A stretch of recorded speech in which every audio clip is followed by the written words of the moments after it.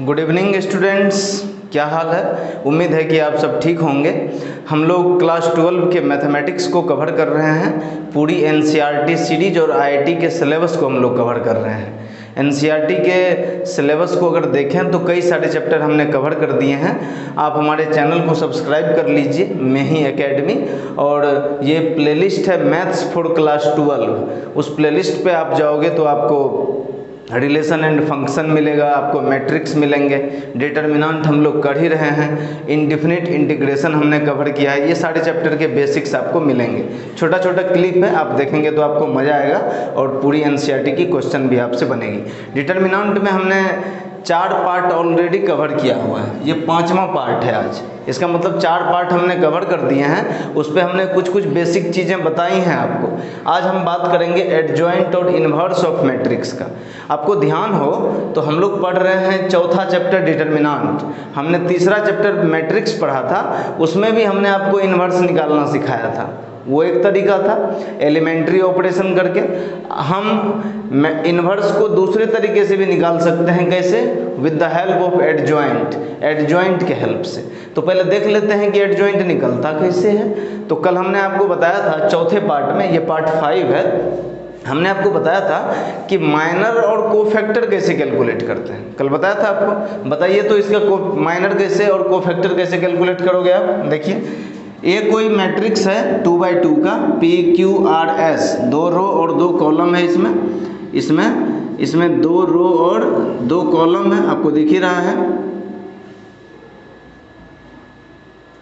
2 रो और 2 कॉलम है इसमें, है ना।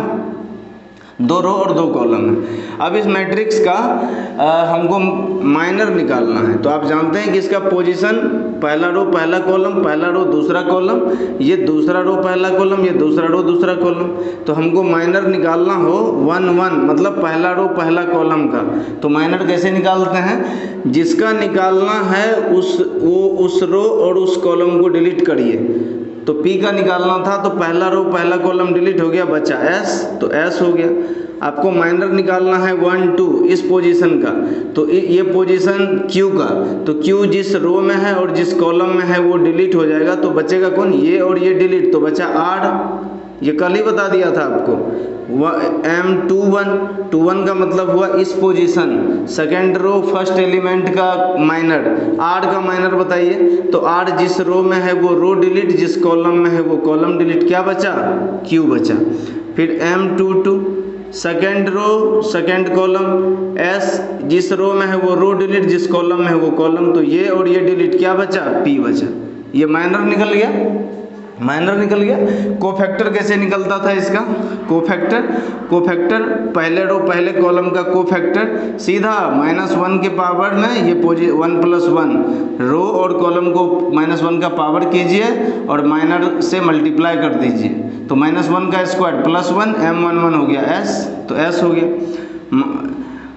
कोफैक्टर 1 2 पोजीशन का, इसका Q का कोफैक्टर -1 के पावर, ये जो पावर है 1 + 2 M12, -1 के पावर 2 1 3, -1 के पावर 3, -1 बाहर आएगा, तो ये हो गया -M12।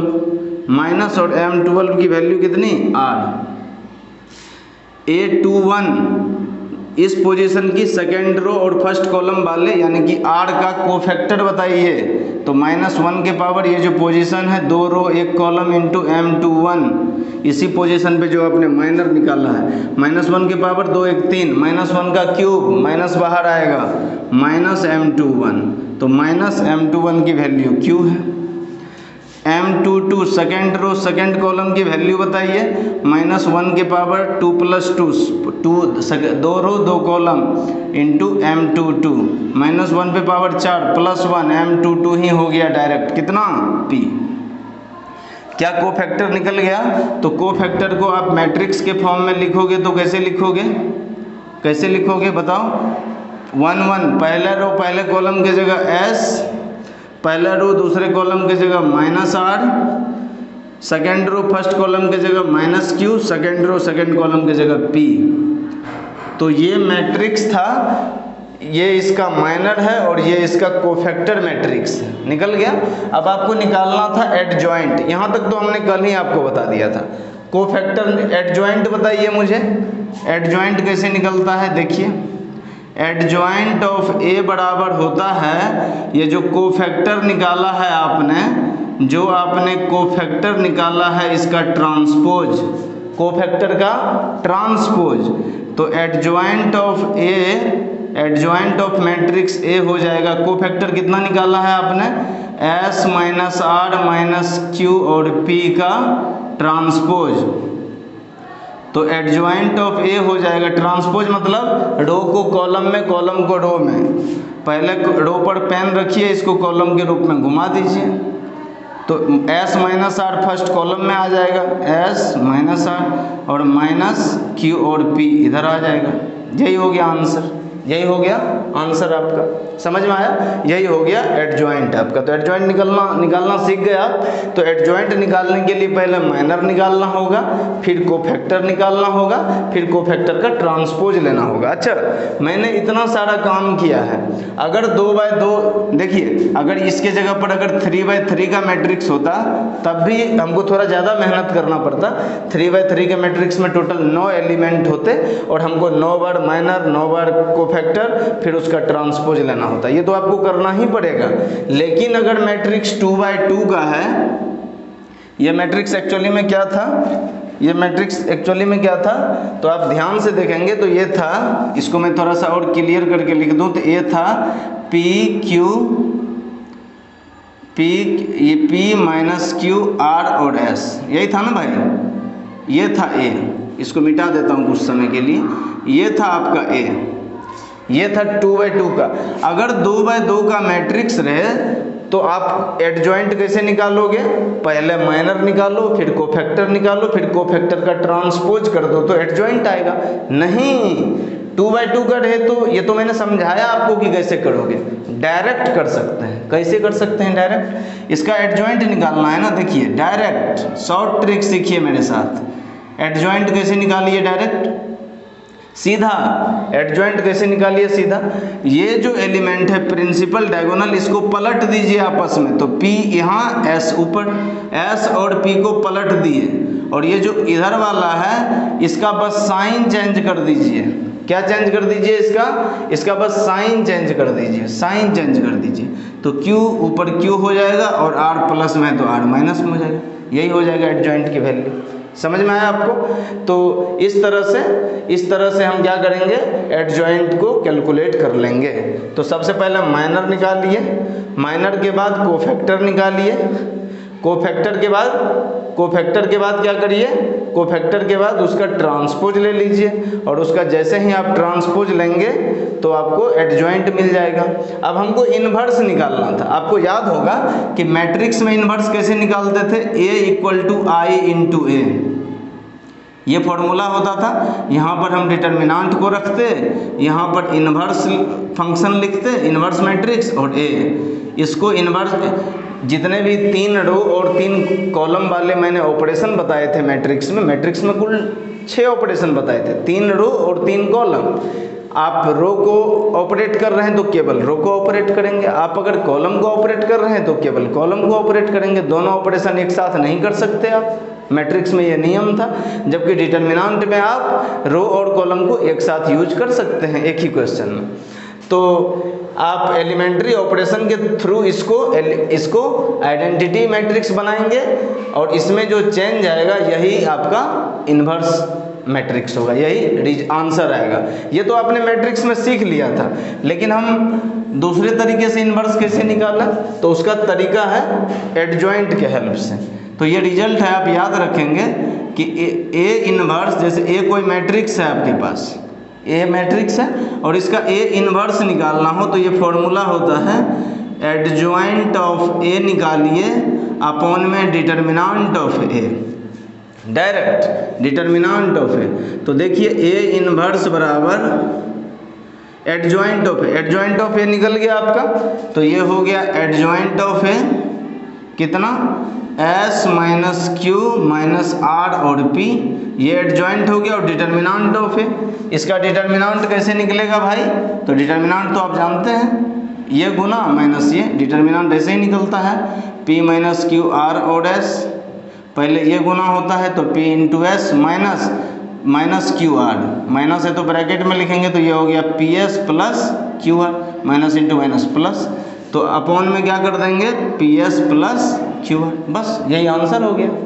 P S plus Q R की वैल्यू को हर एलिमेंट में जाके डिवाइड कर देंगे, जो आंसर आएगा वही इन्वर्स हो गया। कितना आसान है। तो मैट्रिक्स तरीके से इन्वर्स निकालना हो या डिटर्मिनेंट के तरीके से इन्वर्स निकालना हो, दोनों का आंसर सेम आएगा। आपको जो आसान लगे वो उस तरीके से बनाइए, या तो क्वेश्चन ही आपको बोलेगा कि किस मेथड से बनाइए, ठीक है। तो इसको नोट डाउन कीजिए, फिर मैं बताता हूँ।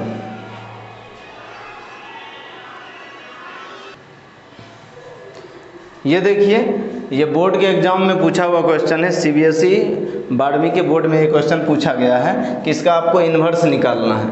तो आप मैट्रिक्स के एलिमेंट्री मेथड से भी इसका इन्वर्स कैलकुलेट कर सकते हो, और आप एडजॉइंट के हेल्प से भी कैलकुलेट कर सकते हैं। आइए, तो मैंने बताया अभी आपको कि इन्वर्स बराबर सीधा होता है adjoint of A upon determinant of A, ठीक है।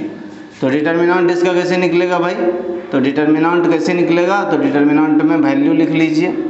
उसके बाद ये प्रिंसिपल डायगोनल है तो 2 गुना 3 माइनस 5 गुना 1, तो 6 में से 5 गया, डिटर्मिनेंट की वैल्यू 1, ठीक है। अब केवल एडजॉइंट ऑफ ए निकालना रह गया है। अभी मैंने बताया था आपको कि आप डायरेक्ट एडजॉइंट कैलकुलेट कर सकते हैं। कैसे, तो एडजॉइंट डायरेक्ट कैलकुलेट कैसे कर सकते हैं एडजॉइंट डायरेक्ट, तो ये वाला जो है इसको पलट दीजिए, 2 3 है तो ये हो जाएगा 3 और 2, और इन दोनों का साइन बदल दीजिए -1 और -5, यही हो गया एडजॉइंट। अब आपको ए इन्वर्स निकालना है, तो ए इन्वर्स बराबर एडजॉइंट है 3 -5 -1 और 2, और अपॉन में डिटर्मिनेंट की वैल्यू 1 आई, तो 1 से तो कोई फर्क पड़ता नहीं है, तो आंसर हो गया सीधा 3 -5 -1 और 2, बस। ये तो डायरेक्ट हुआ। हम एडजॉइंट अपने तरीके से निकालना चाहते हैं, जैसे हमने सीखा है। तो एडजॉइंट कैसे कैलकुलेट करते हैं, सबसे पहले आपको निकालना पड़ेगा, सबसे पहले आपको क्या निकालनी पड़ेगी, माइनर। तो ये फर्स्ट रो फर्स्ट कॉलम, यही है ना, यही तरीका है इसको कैलकुलेट करने का।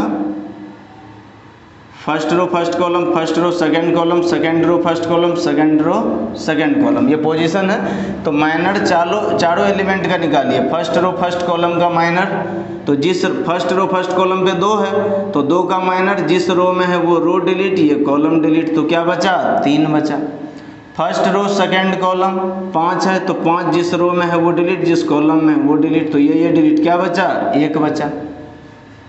उसके बाद M21 second row first column 1 का, तो जिस रो में है वो रो, जिस कॉलम में वो कॉलम डिलीट, क्या बचा, 5 बचा। उसके बाद M22 जिस रो में है, जिस रो में है, जिस कॉलम में डिलीट, क्या बचा, 2 बचा। तो निकल गया, माइनर निकल गया।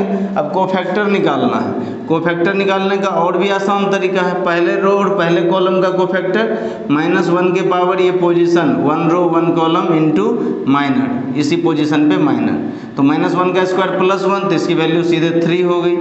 A12 -1 के पावर 1 + 2 इंटू M12, इसी पोजीशन पे।